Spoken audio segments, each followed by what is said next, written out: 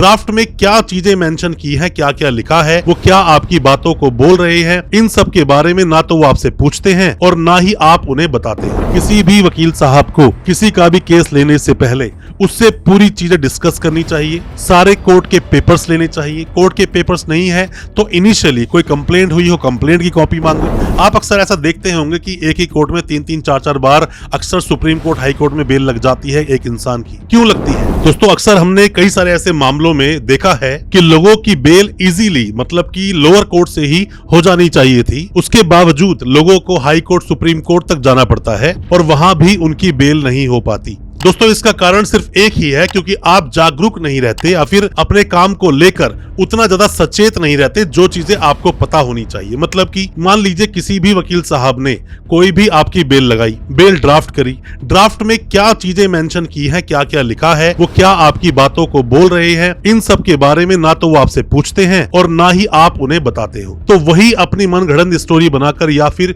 कोई भी छोटी मोटी चीजें लेकर आपकी एफआईआर से उठाकर उन्हीं चीजों को उस ड्राफ्ट में, उस पिटीशन में डालकर कोर्ट में लगा देते हैं। बाद में बेल डिसमिस हो जाती है। कई बार हमारे पास ऐसे केसेस आते हैं जिन केसेस के अंदर बेल उनकी अगर एंटीसिपेटरी बेल भी थी तो सेशंस कोर्ट से ही हो जानी चाहिए थी, और अगर वो लोग रेगुलर बेल के लिए भी अप्लाई कर रहे थे तो भी निचली कोर्ट से ही बेल हो जानी चाहिए थी। हाई कोर्ट, सुप्रीम कोर्ट उन्हें नहीं जाना चाहिए था। ऐसी कौन सी 4 गलतियां करते हो जिसकी वजह से आपकी बेल खारिज होती है, और जो गलतियां आपको नहीं करनी चाहिए? ज्यादा कुछ जानने के लिए इन गलतियों के बारे में दोस्तों बने रहिए हमारे इस वीडियो के साथ। नमस्कार दोस्तों, फिर एक बार स्वागत करता हूं आप सभी का अपने इस यूट्यूब चैनल पर जिसका नाम है फाइट फॉर ट्रू। मेरा नाम है वीरेंद्र वर्मा। दोस्तों गलतियां अक्सर होती हैं क्योंकि आपको कानून नहीं पता। गलतियां आप कर बैठती हो क्योंकि आपको वो चीजें नहीं पता जो आपको पता होनी चाहिए थी। साथ में आपको आपके अधिकार नहीं पता, क्या बोलता है देश का कानून नहीं पता, किन चीजों से आप निकल सकते हो आपको नहीं पता। इन चीजों के लिए ही हम जैसे जितने भी इन्फ्लुएंसर्स होते हैं वो आप तक कानूनी जानकारी पहुंचाते हैं और आपको जानकार बनाने की कोशिश करते हैं। इसीलिए कहते हैं कोई भी किसी तरह की सलाह चाहते हैं, जानकारी चाहते हैं, ऑनलाइन कंसल्टेंसी लेना चाहते हैं तो इन चीजों के लिए दिए गए नंबर पर व्हाट्सएप करें।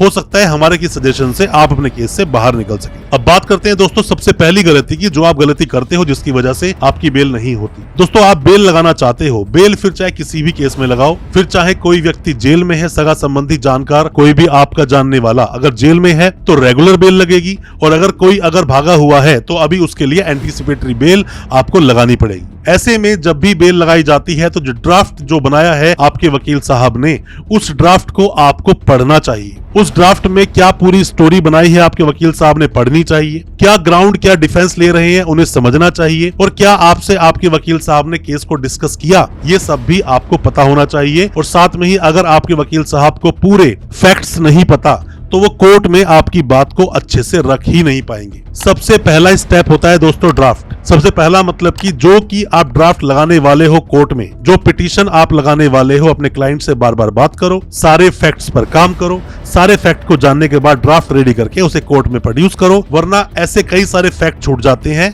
जिन एक छोटे छोटे फैक्ट से भी आपका क्लाइंट बाहर निकल सकता था। तो फैक्ट को जानना बहुत जरूरी है, और सभी क्लाइंट जितने भी लोगों पर केस होता है उन्हें उस ड्राफ्ट को जरूर अच्छे से पढ़ना चाहिए, वरना आप हाई कोर्ट, सुप्रीम कोर्ट तक जाओगे और आपकी बात कोर्ट में रखी ही नहीं जाएगी। ऐसे ही आपकी बेल डिसमिस होती रहेगी। दोस्तों आप में से कोई भी लॉ स्टूडेंट है, कोई भी नए वकील साहब हैं, अभी आपने अपनी वकालत शुरू की है तो आपको दोनों कानून तो हालांकि पढ़ने ही होंगे, जो पहले आईपीसी था और अब जो बीएनएस है। साथ में ही कोई भी अगर आप में से ऐसा व्यक्ति वीडियो देख रहा है जिसका सगा संबंधी, जानकार कोई भी जेल में है या आप पर ऐसा कोई केस हुआ है जिसमें आपको बेल चाहिए, तो ये वीडियो आपके बहुत ज्यादा काम का है। वीडियो को पूरा देखें और वीडियो अच्छा लगे लाइक भी करें, चैनल को सब्सक्राइब भी करें, साथ में दोस्तों तक शेयर भी करें ताकि वो भी अपने आप को कानूनी जानकार बना सके। अब दोस्तों हम बात करते हैं दूसरी गलती के बारे में, जो गलतियां आप अक्सर करते हो। दोस्तों जिस तरह से कोई भी डॉक्टर जब कोई केस को लेता है तो पहले सारे टेस्ट करवाता है, टेस्ट नहीं भी करवाता है तो पिछले टेस्ट की सारी रिपोर्ट्स देखता है, उसी तरह से किसी भी वकील साहब को किसी का भी केस लेने से पहले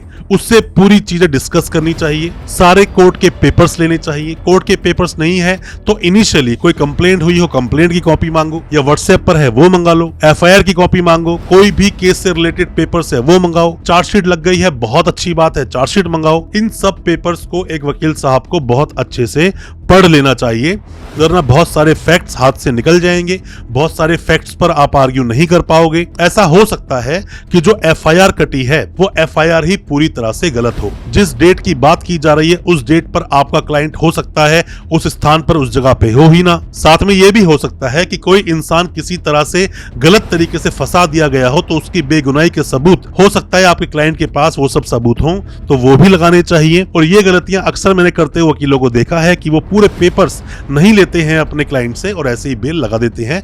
ये गलतियां आपको बिल्कुल नहीं करनी चाहिए। अब बात करते हैं तीसरी गलती की, जो अक्सर हमने देखा है वकील साहब गलती कर देते हैं। मतलब नए जो वकील साहब हैं, लॉ स्टूडेंट जो भी हैं, जो अभी अभी वकालत करके आए हैं, उनसे ये गलतियां हो जाती हैं। और गलतियां इसमें क्लाइंट की भी होती है कि पूरी बातें वो बताते नहीं है। दोस्तों मान लीजिए कि आपने कोई किसी की बेल लगाई और बेल लगाकर वो बेल डिसमिस हो गई, या मान लीजिए कि आपके पास ऐसा कोई केस आया कि सेशंस कोर्ट में अभी बेल लगाई और वो बेल डिसमिस हो गई, और उस बेल ऑर्डर में डिटेल में चीजें लिखी नहीं है कि आपकी बेल डिसमिस क्यों की गई। हो सकता है जो पुराने काउंसिल थे या पुराने वकील साहब थे उन्होंने उस पर सही से जिराई ना की हो सकता है सही से ड्राफ्ट पेश ना किया हो सकता है आपके फैक्ट्स को कोर्ट के सामने रखा ही ना गया हो, इसीलिए डिटेल में वो जो डिसमिस का ऑर्डर बनता है बेल का वो बनता भी नहीं है। तो ऐसे में आपको दोबारा से उसी कोर्ट में जाना चाहिए सारे फैक्ट्स को लेकर। आप अक्सर ऐसा देखते होंगे कि एक ही कोर्ट में 3-3, 4-4 बार अक्सर सुप्रीम कोर्ट, हाई कोर्ट में बेल लग जाती है एक इंसान की। क्यों लगती है? जब जब ग्राउंड बदलेंगे या जब जब सर्कमस्टांसेस बदलेंगे तब तब आप बेल लगा सकते हो, आपका अधिकार है, आपको बेल